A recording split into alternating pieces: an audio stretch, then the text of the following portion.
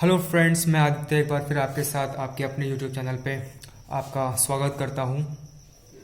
तो आज का लेक्चर स्टार्ट करने से पहले मैं कुछ बातें आपके साथ शेयर करना चाहता हूँ।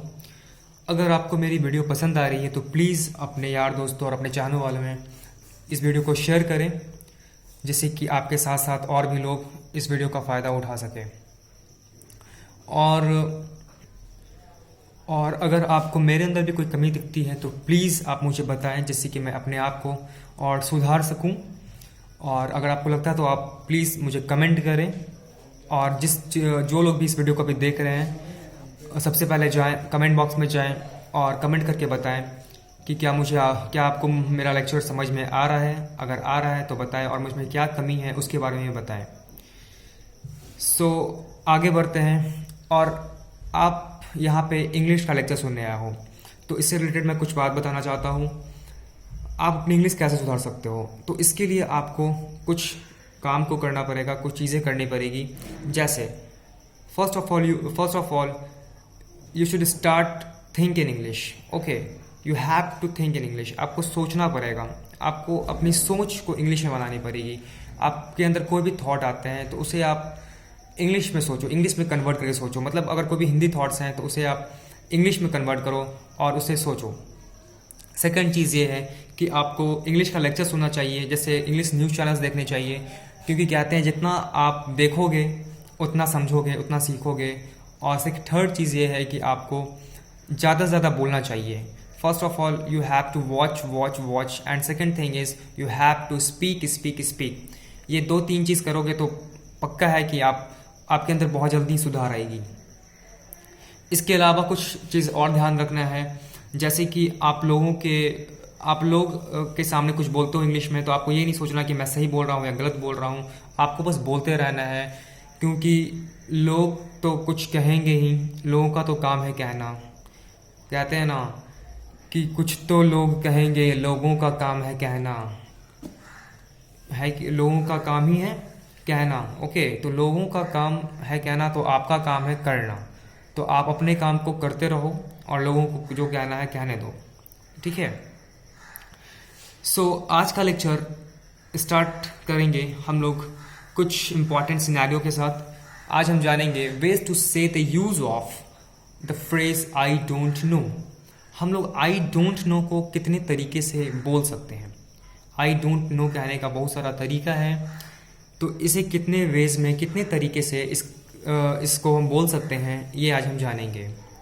ओके, जैसे कि मैं बोलता हूँ ना, जैसे लोग बोलते हैं मैं नहीं जानता, मुझे नहीं पता, मुझे कैसे पता होगा। तो इसी तरह आप आई डोंट नो कहेंगे तो इसको आप कहते हैं कि आप लोग कहते हैं क्या, आई डोंट नो, है ना, आई डोंट नो। तो डिपेंडिंग ऑन द सिनेरियो आप उसे इस्तेमाल कर सकते हैं। आई डोंट नो का अलग अलग तरीके से इस्तेमाल कर सकते हैं। तो लेट्स स्टार्ट। हम लोग जानते हैं कि कैसे होगा। आज का फोकस रहेगा ways to express I don't know, और आई डोंट नो को किस तरह से यूज़ किया जाता है। Let's start with the first scenario. And the first scenario is, कई बार मेरी मॉम जो होती है मुझसे पूछती है, Aditya have you seen the mobile charger. तो मैं उसका आंसर दे सकता हूँ। मैं उसका आंसर कैसे कह सकता हूँ, या आपसे बहुत सारा और भी क्वेश्चन पूछा जा सकता है कि क्या आपने रिमोट देखा है, टीवी का रिमोट देखा है, या और भी बहुत सारा कुछ। तो हम कह सकते हैं no mom, I have no idea. Okay, या आप कह सकते हैं आई हैव नो क्लू, और आई एम क्लूलेस। इसका मतलब भी हुआ आई डोंट नो।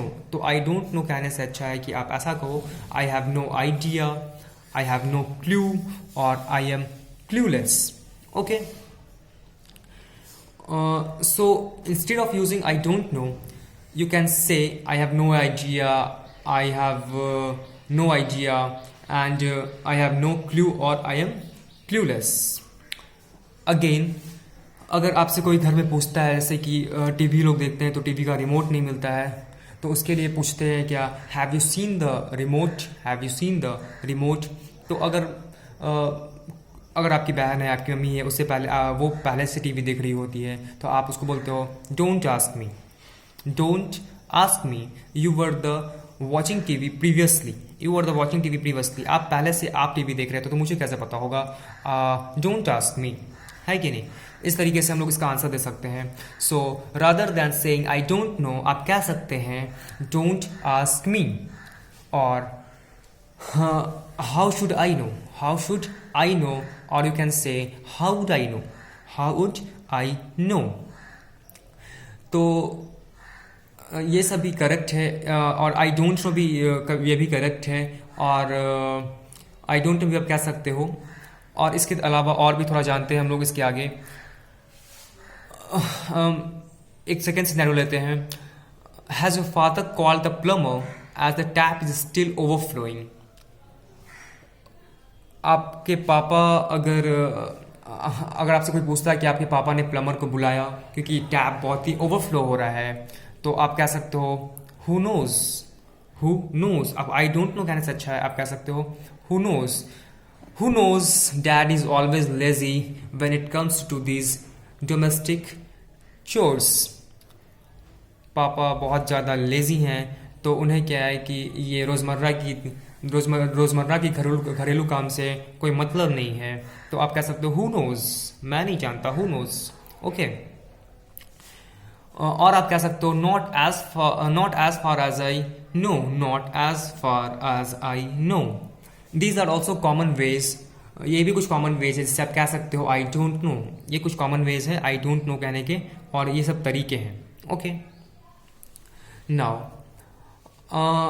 अगर आपसे कोई क्वेश्चन करता है how much more time will you take to bake the cake, how much more time will you take to bake the cake, तो इसका आंसर आप कह सकते हो your guess is as good as mine, your guess is as good as mine. कई बार पूछा जाता है कि what the age of this girl, what do you think the age of this gentleman. तो इसका भी आंसर आप इस तरीके से दे सकते हो your guess is as good as mine, your guess is as good as mine. तो ये इसका यूज़ कब करते हैं, इसका यूज़ कब किया जाता है? अगर आप कुछ गेस कर रहे हो, कुछ सोच रहे हो, आपको एग्जैक्टली आंसर नहीं पता, तो आप कह सकते हो इस तरीके से कि हाँ, इस तरीके से आप इसका आंसर कर सकते हो। ओके। और हम लोग बहुत बार आई डोंट नो को बहुत ही जल्दी में डू नो भी बोलते हैं, डू नो। ओके, इस तरीके से डू नो।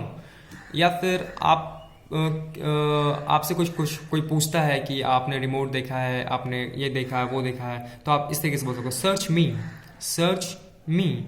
इसका मतलब क्या हुआ? इसका मतलब हुआ जैसे आपसे पूछता है क्या तुमने देखा है, तो आप कहते हो सर्च मी। इसका मतलब हुआ, बोलते हैं ना, हाँ मेरे जेब में पड़ा है, हाँ मेरे जेब में पड़ा है, तो आप इसको कह सकते हो इंग्लिश में सर्च मी। ओके। या फिर how should I know why ask me, it's a mystery, और आई हैवेंट द faintest, और आप कह सकते हो आई हैवेंट द फॉगेस्ट आइडिया, मतलब धुंधला। फॉगेस्ट आइडिया मतलब होता है धुंधला। मुझे याद है, बोलते हैं मुझे धुंधला सा याद है, तो आप कह सकते हो फॉगेस्ट आइडिया। तो ये सब कुछ तरीके हैं आई डोंट नो बोलने के। ओके। आई होप कि आपको समझ में आया होगा। अगर समझ में आया तो और लोगों के साथ इस वीडियो को शेयर करें, और अभी तक आपने मेरा चैनल सब्सक्राइब नहीं किया तो प्लीज़ सब्सक्राइब करें। इसके बाद का जो वीडियो मैं ला रहा हूँ वो मैं आपके लिए कुछ ग्रामर टिप्स के साथ लेके आऊँगा, और कुछ ग्रामर्स के क्वेश्चंस करवाऊँगा, और कुछ ग्रामर्स के रूल्स को बताऊँगा। तो प्लीज़ इसे और लोगों में शेयर करें, इस चैनल को सब्सक्राइब करें और लाइक करें। Thank you so much.